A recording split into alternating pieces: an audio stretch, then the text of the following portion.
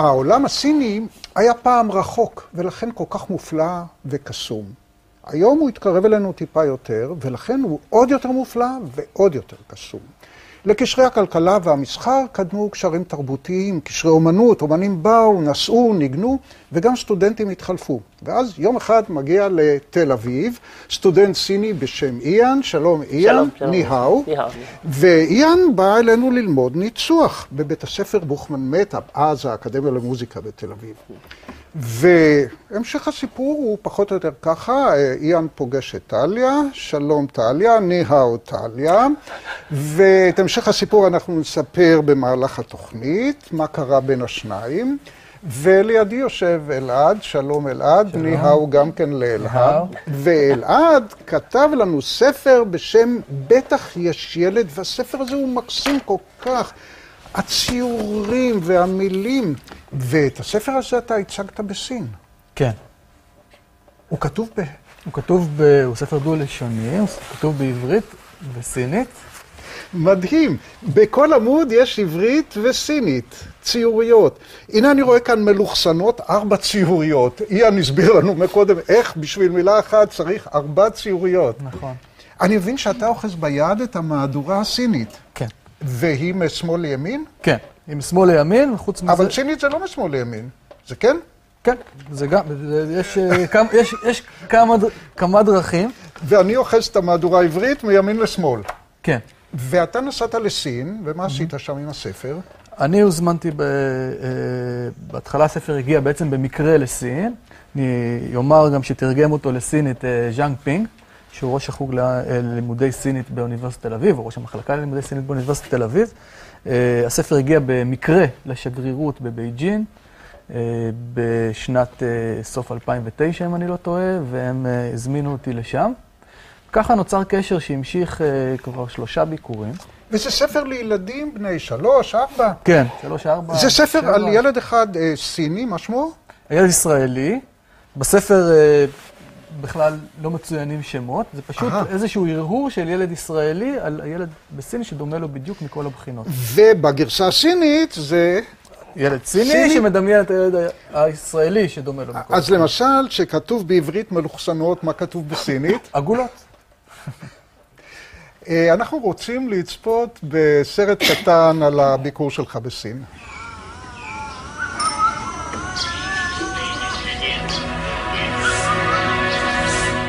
בטח יש ילד בסין שדומה לי ממש מכל הבחינות. הוא נראה בדיוק כמוני, רק עם עיניים מלוכסנות. כך מתחיל ספר ילדים ישראלי חדש מסוגו, המשלב את השפות עברית וסינית, ממש באותו העמוד. הספר מתאר בצורה משעשעת ומקסימה את מחשבותיהם של 2 ילדים, האחד בישראל והשני בסין, אשר תוהים בדרכם כיצד נראים חייו של האחר בצידו השני של העולם. בסוף השבוע שעבר הגיע סופר הילדים אלעד ויינגרוד לרובע האומנות בבייג'ין 798, על מנת להקריא את הספר בפני ילדים סינים, עם קצת עזרה כמובן.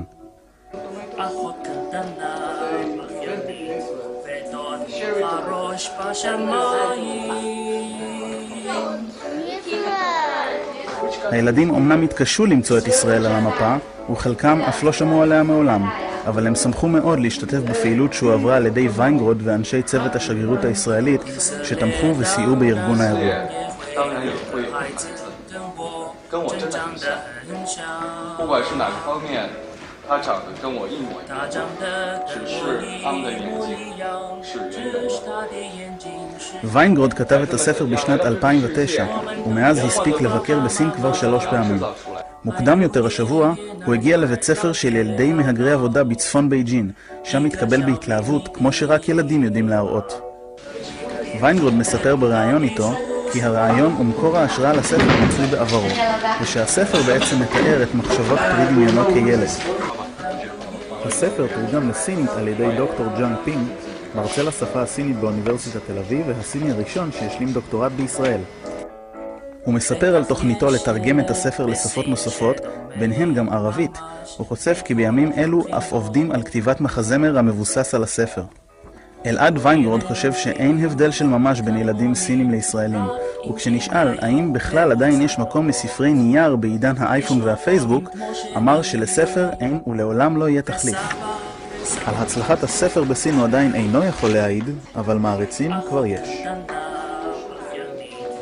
איאן, ואז יום אחד אתה רואה את הספר הזה, כן. ואתה אומר לעצמך, אני רוצה לחבר על זה מחזמר? כן, גם זה עניין של אשתי, זה רעיון מאשתי ואני גם... קלקלת לנו את הכל, כבר סיפרת שאשתך ואני שמרתי את זה לאחר כך. אוקיי, אז טליה היא אשתו, והרעיון היה של טליה. של טליה, והיא נתת לי, ואני חושב שמאוד מתאים לי לעשות את זה, וכיף לי. ואז מהספר כתבו מחזה שלם. כן. ואתה כתבת לזה מוזיקה בסגנון סיני או בסגנון ישראלי? יש חלק סגנון סיני, בגלל שיש סיפור קרה בסין, אבל גם בעיקר סיפור קרה בישראל, אז יש, כל חלק יש. השיר הראשון שנשמע הוא בעצם דואט, שיר הסקרנות. מה קורה בשיר הסקרנות? כל הסקרנות אכן רוצה לדעת אחד השני מה קורה. שני הילדים, הסיני והישראלי, סקרנים לדעת מה קורה. כן, בדיוק, כן. אני סקרן לראות איך בעולם שלך חיים, ואיך נראים הרחובות והשכונות והבתים. אני סקרן לדעת אילו ריחות בעולמך, ומה צבעם של הפרחים, כיצד השמש מאירה, ומה אתה שומע, ומה אתה רואה, ומי הם חבריך, ומה אתה חווה, ומה אתה שומע, ומה אתה רואה, ומי הם חבריך, ומה אתה חווה. אני סקרן לצאת אל העולם שלך חבר, לרחף ולהרגיש עולם מתוק רחוק אחר. ומה אתה שומע, ומה אתה רואה, ומי הם חבריך, ומה אתה חווה, ומה אתה שומע, ומה אתה רואה, ומי הם חבריך, ומה אתה חווה. אך רק עד סוף היום, אז אמהר לשוב אל אמא ואל אבא, לחדר האהוב. אך רק עד סוף היום, אז אמהר לשוב אל אמא ואל אבא, לחדר האהוב, לחדר האהוב, לחדר האהוב.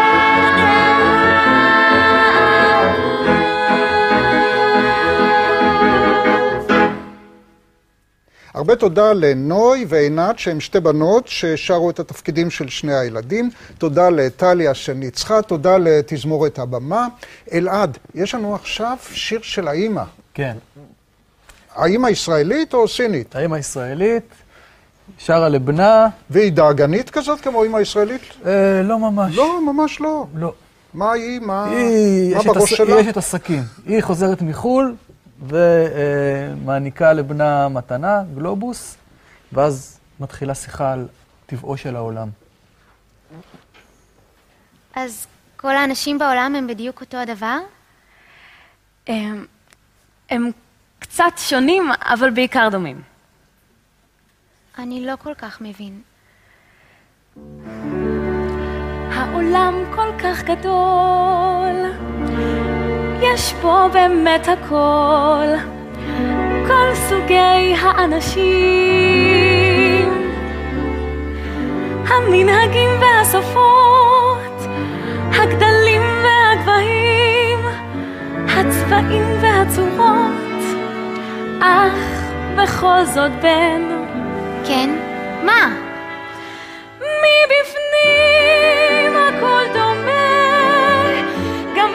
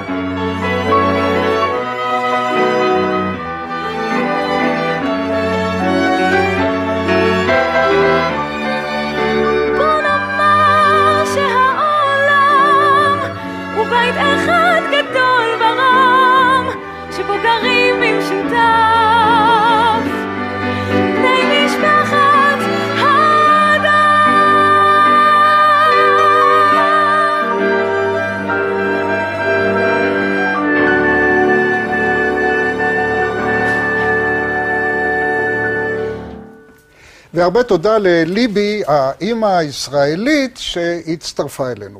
איאן, אני רוצה לספר לך סיפור. לפני זמן קצר היה לנו פה באולפן ילד נורא מוכשר, פסנתרן בן 10, שאמא שלו סינית, ואבא שלו, איך שהוא הגדיר את זה, מרוקאי. הילד ניגן נהדר, ואז דיברתי איתו, ראיינתי אותו ושאלתי אותו, תגיד, מה יותר גרוע, אמא סינית או אמא ישראלית? אתה יודע מה הוא ענה לי? הוא ענה לי, לא הייתה לי אמא ישראלית. אז אני שואל אותך, גם בסין יש היום כאלה ביזנס וומן? כן, יש הרבה, אני חושב שיש הרבה. אני חשבתי שהאמא הסינית זאת...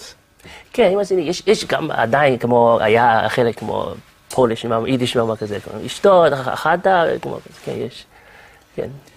אבל היום כבר יש את האמא הזאת החדשה שלובשת בלייזר וזורקת את התינוק לסבתא. כן, קריירה חשוב, אבל אני חושב שאפילו ככה יש אהבה, כל יש אהבה. ואפרופו אהבה, אנחנו עכשיו מגיעים לסיפור אהבה. איאן כבר בטעות כביכול סיפר לנו קודם. סליחה. זה טעות. כן, כן, שטליה ואיאן הם בעל ואישה, ואנחנו רוצים לשמוע ממך, טליה, איך זה היה הסיפור? נפגשתי עם איאן כקולגה, כשהוא בא להחליף אותי באחת החזרות, ואחר כך הזמנתי אותו גם להיות מנצח אורח בתזמורות שבהן אני עובדת, אבל זה לקח איזה שנתיים עד שבאמת הקשר ככה ניצח. זה הזמן גם לספר שאיאן הוא מנצח מצליח מאוד, הוא ניצח על התזמורת הפילהרמונית, והוא גם מורה לניצוח באקדמיה שבה הוא למד. מיד עם סוף הלימודים הוא הפך להיות מורה. אז הכרתם, וכעבור זמן קצר נולדה נויה. כן. ומי שראה את נויה לא ישכח אותה, מפני שאין ילדים יפים מאלה. תודה.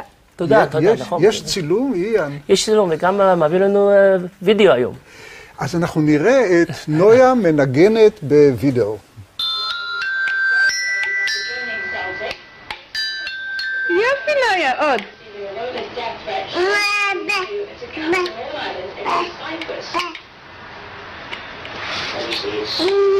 ואז איאן, אתה לוקח את המוטיב הקטן הזה שנויה נגנה, איך זה היה?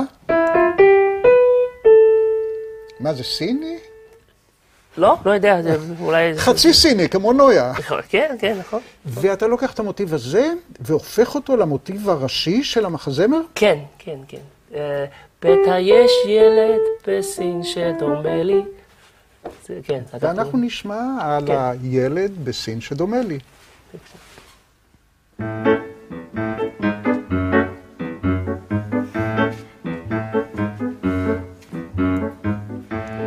בטח יש ילד בסין שדומה לי ממש מכל הבחינות. הוא נראה בדיוק כמוני, רק עם עיניים מלוכסנות. איסלי תנרן יחווי יוגה הייצי ג'נגו ג'נג'ן דשנהג דז'נג דגן וואי מויאנג just as he and Gigi ran Randy. יש לו הורים כמו שלי, וסבא וסבתא כפול שניים, דודה שמנמנה חייכנית, ודוד עם הראש בשמיים. יש לו הורים כמו שלי, וסבא וסבתא כפול שניים, דודה שמנמנה ודוד עם הראש בשמיים.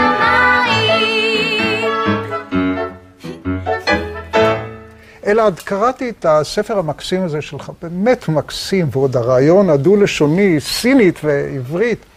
ואני רואה מה יש לנו פה. יש לנו הילד הישראלי והילד הסיני, וזה חולם על זה וזה חולם על זה, והם רוצים להבין אחד את השני ולהתקרב והכל.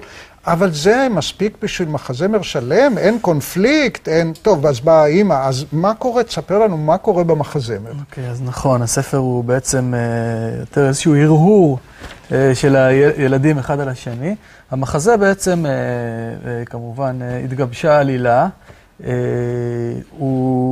הבסיס שלו הוא בעצם תום, הילד הישראלי, שהוא ילד חולמני, קצת בודד, לא בדיוק מצליח להתערות עם החברים, ואימא שלו מגיעה, כמו שראינו, מנסיעה בחו"ל, נותנת לו גלובוס מתנה, ואז בעצם מתרחש כל הקסם הזה, הפנטזיה הזו, שהוא פוגש את התאום שלו, את הילד שהוא בדיוק כמוהו מסין, והם מתחלפים.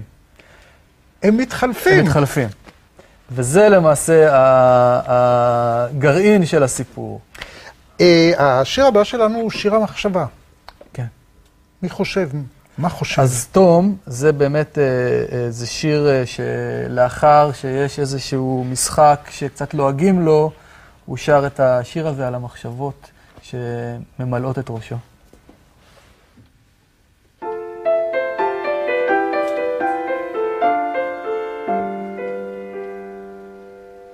לפעמים מחשבה מגיעה לפתע פתאום ללא הזמנה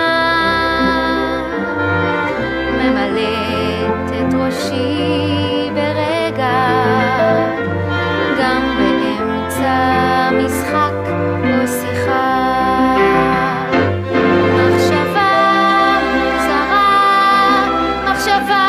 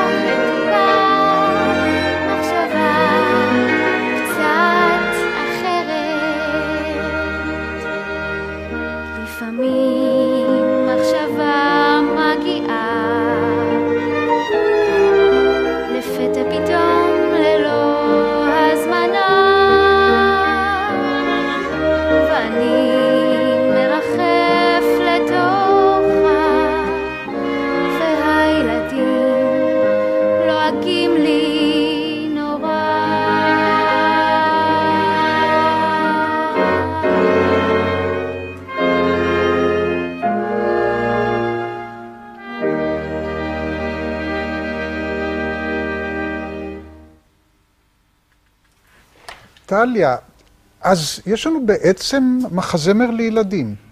לכל המשפחה. אני חושבת שגם ההורים של הילדים מאוד נהנו. הסבים והסבתות בוודאי.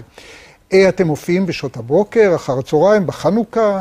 גם וגם, אנחנו גם נופיע בחנוכה עם התזמורת, אבל לא עם המחזמר הזה, אבל יש כבר הזמנות בהמשך השנה. ובהפקה המלאה אני מבין שיש עוד זמרים, עוד שחקנים? יש בסך הכל 6 שחקנים זמרים, שכמעט כולם מחליפים דמויות שונות, חוץ מהגיבורים הראשיים שהם תמיד נשארים. ויש גם את הרגע הזה של הקסם שיוצא עשן, איך זה בדיוק קורה שם? יש מוזיקה מיוחדת שאיין כתב לכבוד הקסם הזה, ויש ענייני תאורה ואורות על הגלובוס, וככה שיוצא שהילדים מתחלפים, ופתאום כשהאורות עוד פעם ממלאים את הבמה, אז רואים את כל אחד בחדר השני. ואז הילדים כבר התחלפו. נכון.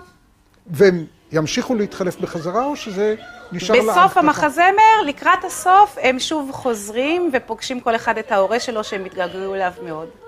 תגידי לי, ויש גם חלום להופיע בסין? יש חלום, ויש כבר אפילו התחלות של שיחות, ואנחנו מאוד מקווים להיות עוד כמה חודשים. ואנחנו נצפה עכשיו בקטע וידאו של סיום המחזמר הזה.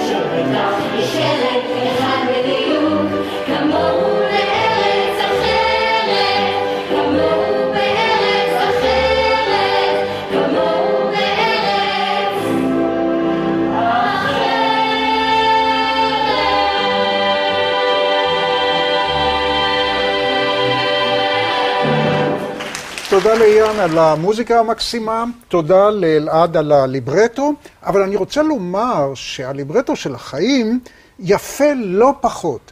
כיצד איין מגיע משנגחאי לישראל ופוגש את טליה שלנו, ואז נולדת נויה שהיא לבטח הילדה הכי יפה בעולם והכי מקסימה, וחוץ מזה היא יודעת גם לנגן על קסילופון, ואז השניים פוגשים את אלעד ונוצר המחזמר.